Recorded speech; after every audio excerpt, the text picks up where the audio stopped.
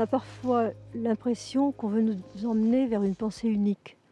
Bah, sauf que je ne sais pas laquelle, mais Oui. oui, oui, oui, oui, oui, oui, oui, oui, oui, oui. On a parfois ce sentiment. Alors, dans toute idéologie et dans toute religion, il y a cet aspect-là. Un sens en tant que vision partagée du monde, il y a un moment où il faut dire son credo. Et ça, c'est dur quand on a un esprit libre. Mais il faut peser ce que ça peut apporter en termes de renouveau du lien. Je crois que c'est illusoire de se dire qu'on va retrouver un lien fort entre les gens si on ne recherche pas au moins une base commune de choses fondamentales qu'on partage. Il faut voir quelle est la part de noyau et quelle est la part de variation qu'on peut autoriser aux individus.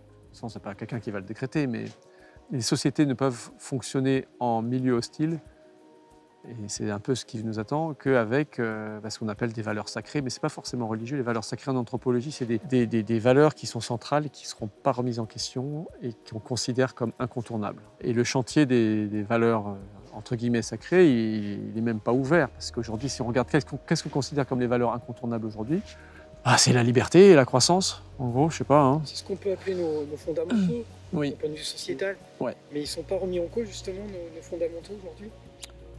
Pas encore vraiment, je trouve. On sent qu'ils pourraient l'être, mais en gros, on voit qu'on fonctionne toujours, et d'ailleurs, il y a une crispation sur l'idée des libertés individuelles. C'est un peu la dernière chose à laquelle on se raccroche et qui, en fait, n'est pas du tout une liberté.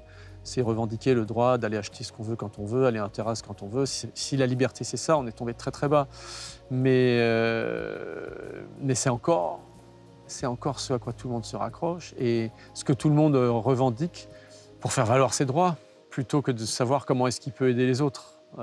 Et ça, je crois qu'on est encore bien dedans. C'est pareil pour la croissance, qui est la valeur absolue, je crois, de notre société. On n'arrive pas à penser autrement. Le débat commence à être posé, mais dans les faits, dans ce qu'on implémente dans l'économie, dans la politique, dans nos activités quotidiennes, non, c'est pas remis en question. Et ça, c'est une valeur sacrée.